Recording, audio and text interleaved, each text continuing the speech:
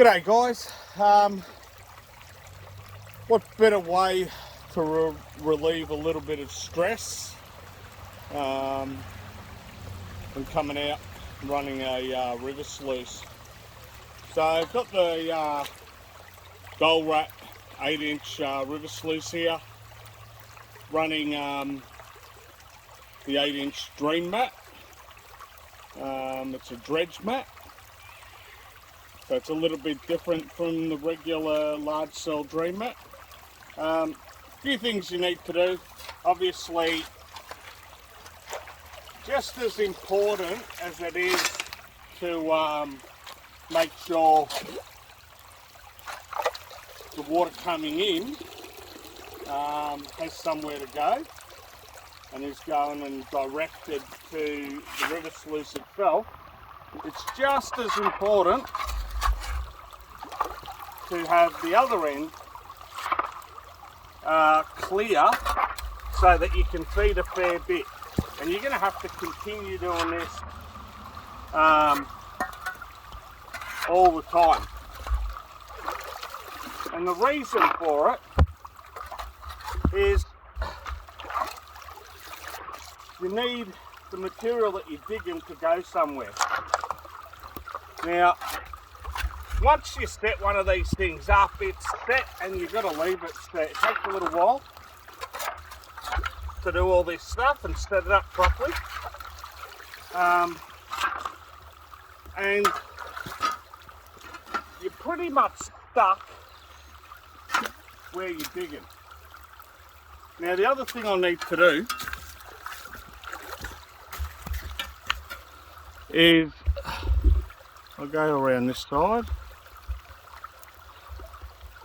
Now a lot of the creek flow at this stage is coming from over this side.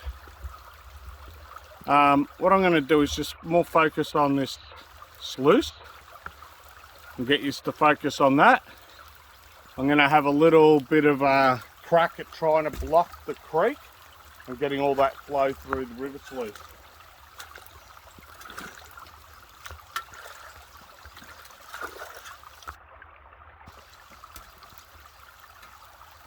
So initially, what I'm going to do is put some rocks in.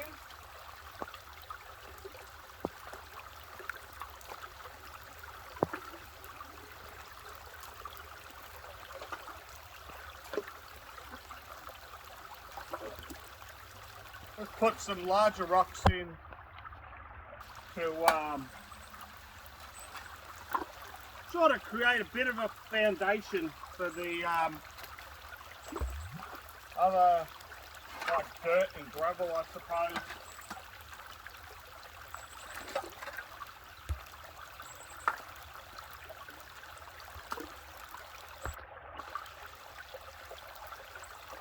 And pretty much build the dam is my idea.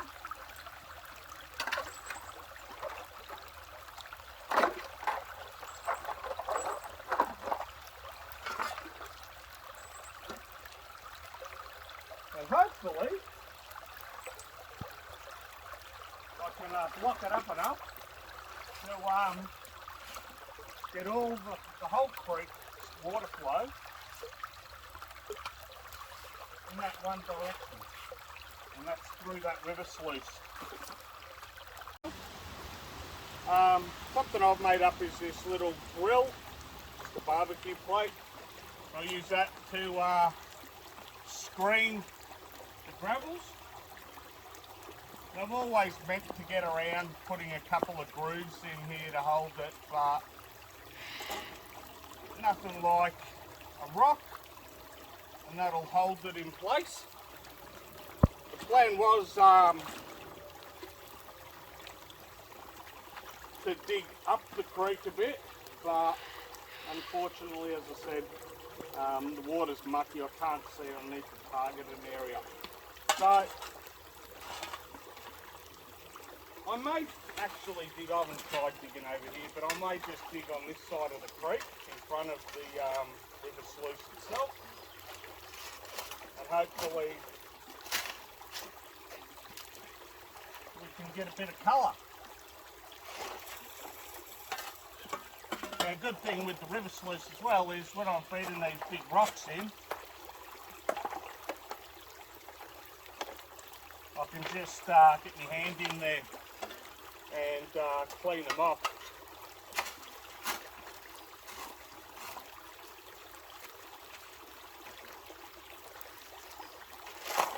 And that plate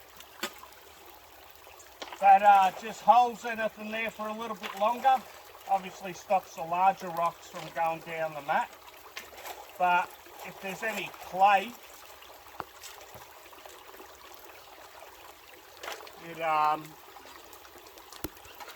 it holds it there for that little bit longer just to break down a bit.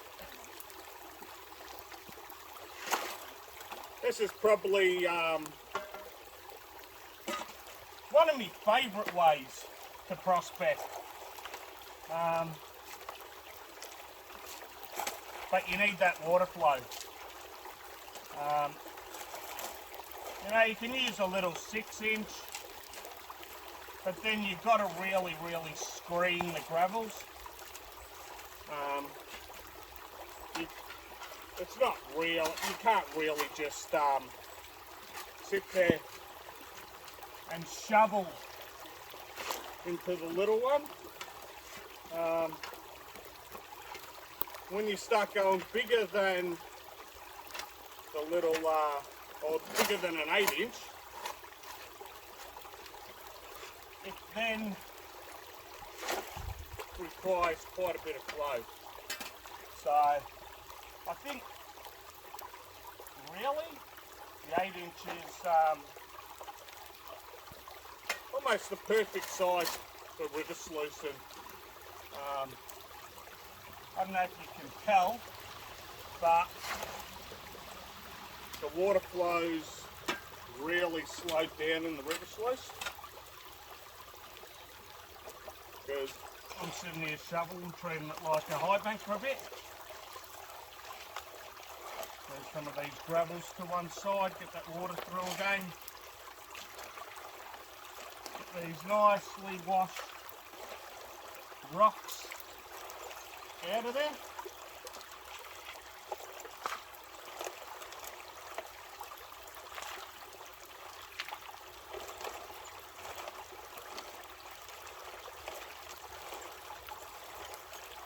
And I sort of tend to just brush them to the side, get that water flow through, and then once that water flow increases,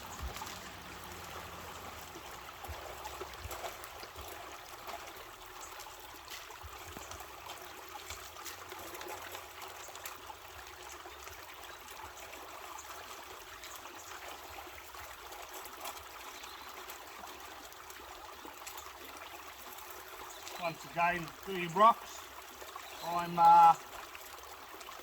putting them off to the side where the water's started to come through.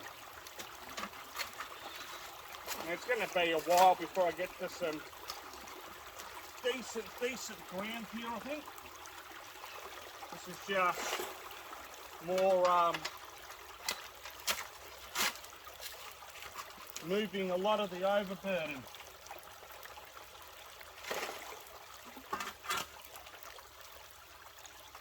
No real clay or anything coming through just at the moment. It's more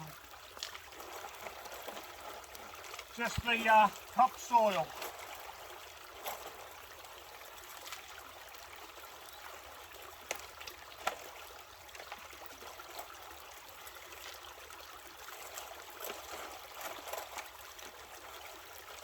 Alright, the other important thing here is making sure this end is kept clear.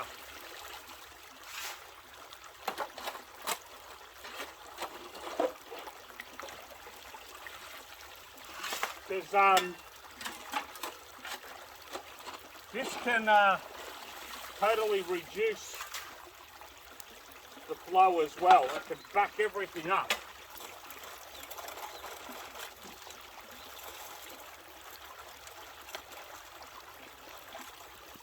I'll leave it there. I'll keep digging for a bit longer, and hopefully by the end of it I'm showing you some results. Right, just the other thing you can do if you're close enough, and that is just bait pump straight into the river sluice. Alright,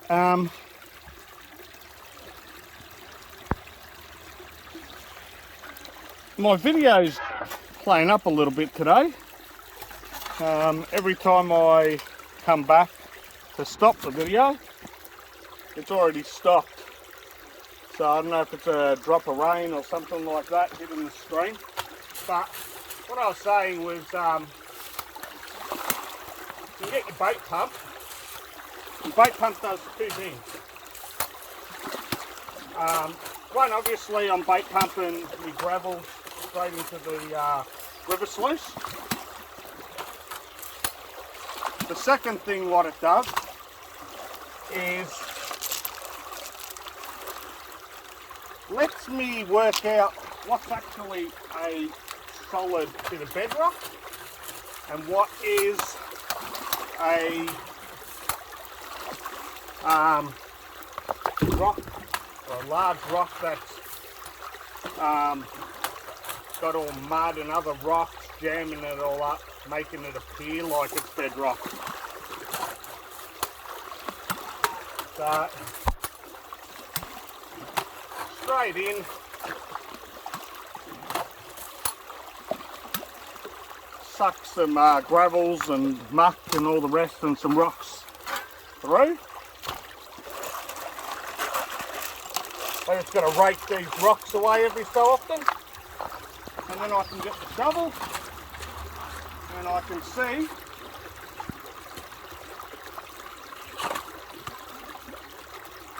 if I can start to move this rock, or well, no, look, it could be bedrock this, but I really think it's a large rock.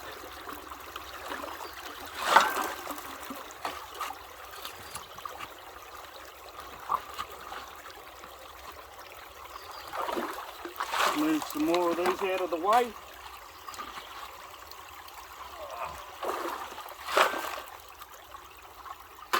As you can see, the river sluice is almost stopped. Time to once again rake these larger rocks out of the way.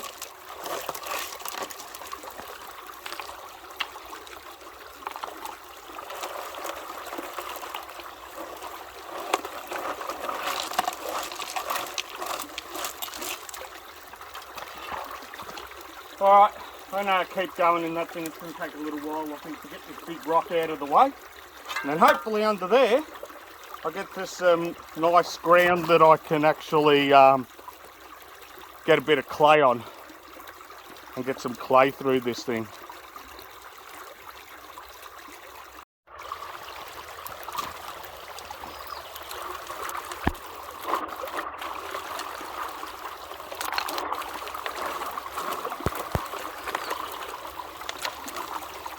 Give you a little bit of a look at how these cells are working. You can probably see some of the darker, heavier material that's getting trapped. Some of the rocks that are getting through the screen that are just rolling through.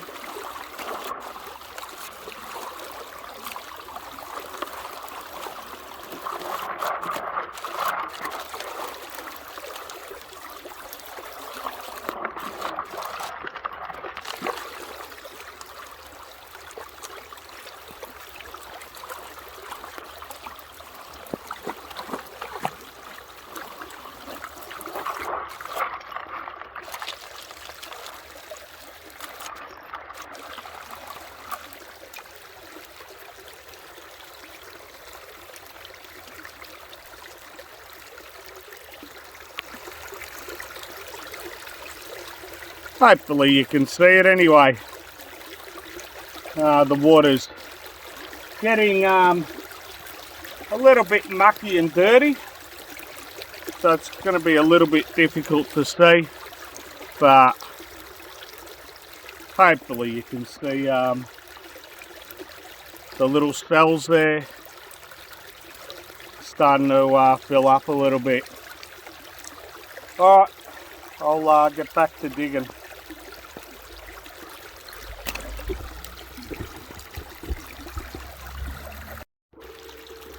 Alright, I've pulled the screen out and I thought might as well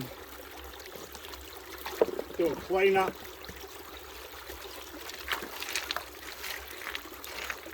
Honestly, I don't think there's going to be much gold, if any, but this is wedged in nice and good.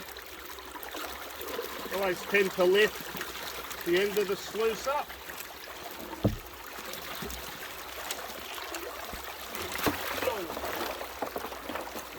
And there you go. Just when you're trying to do it nice and carefully, it goes wrong. Doesn't matter. As I said, I'm not expecting great things.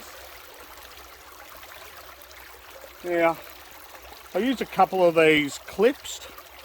They got magnets, just fridge magnet clips. As you can see, they're catching some of the ironstone. And then I run a bit of VMAT. Not so much here, or like on a day today where the water's like mucky like this, but in a clear creek,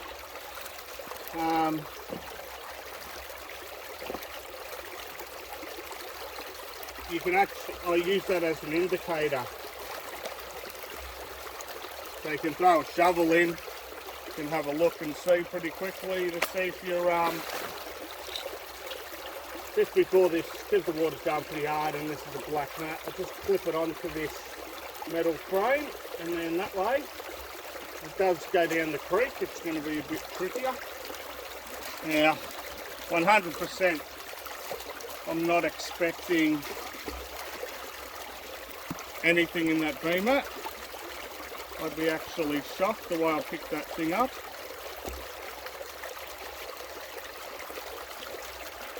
It is really overcast today, so it is a bit tricky to see.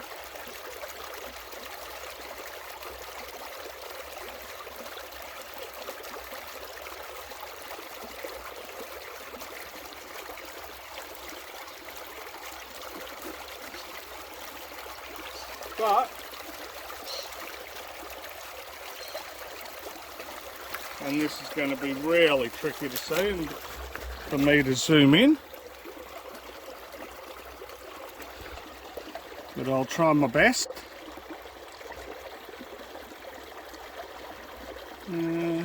Just right there. One little tiny speck of gold. Better than nothing. Gives me... G'day guys. I thought I'd video this. I'm actually just in the creek. And what was very, very, very low flow.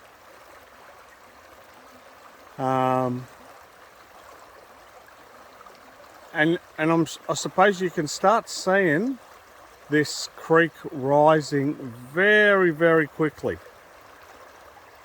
This has happened to me once before when I very first started. I was in the creek, nice and low, and all of a sudden the water just started rushing and nearly I lost all my gear nearly. Now, I suppose you can see that rock. There's one already that was up the creek that's already gone. But this one that's just in front of me there, not the big one, just off to the left, is nearly getting totally covered.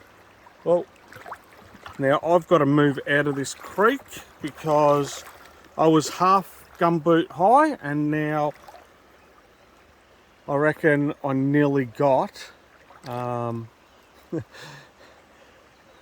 my gumboots.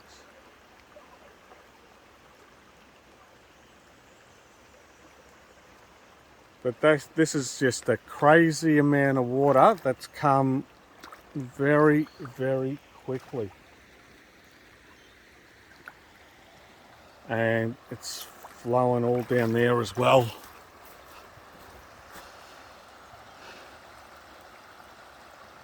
Super hard. Super hard now compared to how it was before. But this is a good time to have a look at water flow and also what's actually happening.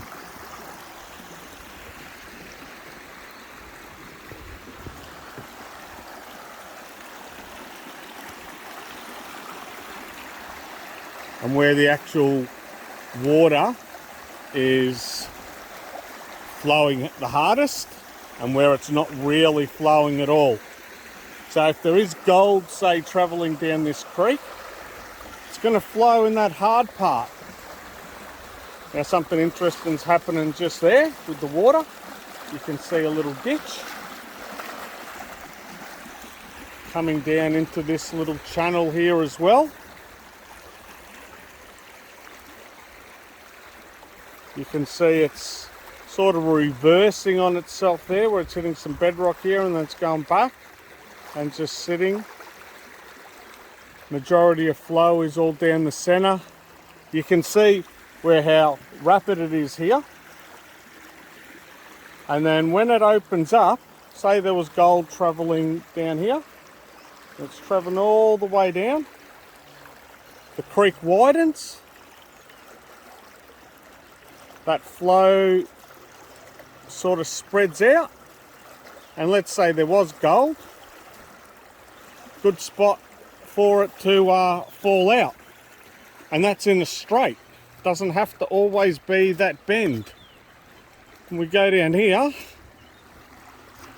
and this is the stuff you don't see, what these logs and things that are in the creek are actually doing to the water. Just down here would be another good spot. Now you can see here there's quite a drop, and there's like a V that a lot of people will see in their sluices when they're setting them up. There's a little bit of a drop there, and the water's actually coming back. It's circling back that way. So that could be another spot. Same with here, that'll probably show it a bit better. You'll see the water's coming down and it's sort of rolling and coming back on itself. For whatever reason, who knows what's actually under there. But something interesting is happening there. You can see here, that log. Now if we look at that log that's in the middle of the creek, you can actually see when the water hits. And this is the stuff it always helps when you come at different times. You can actually see the water's hitting there and then it's spreading in. It's going right out to there and it's going right out to the other side, and then it's meeting back down here. So a lot of people dig directly behind that obstruction. Not always the case. You've got to watch and you've got to see things like this to see where that actual water's going. The hard flowing water is going over here, and then going around the other side, and then going back around there. And obviously the gravels and everything else are going to be flowing. Yes, some's going to be stopped there and some's going to get caught behind that obstruction. But guess what?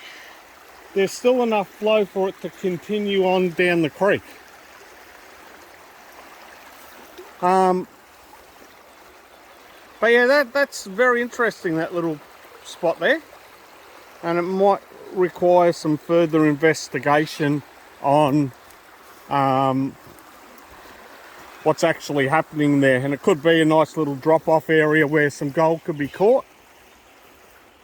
I'll just head back up towards the car because I was packing up to go. Wasn't planning on doing this tape. I just happened to be in the creek when I heard the water going. The funny thing was, the water level before rose and then dropped off and went dead quiet. Dead quiet. Yeah, there's these little waves and things that are happening. You know, you come back when there's no water flow, you wouldn't see this and go, what's going on here? What's there?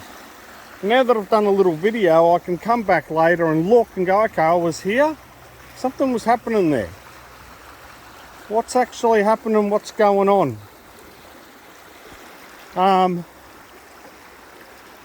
But what this also does show you is the inside bends, how the water's... Now you can see and you can get an idea of a line of the creek. And I'll just show you up here. So, you can see the water up here. And it's flowing the hardest all the way along this edge here. Not so much over here, but there. So what happens? Big flooding water comes down this corner, and it's hitting that wall all along that side of the bank. And it's slowing down possibly some gold.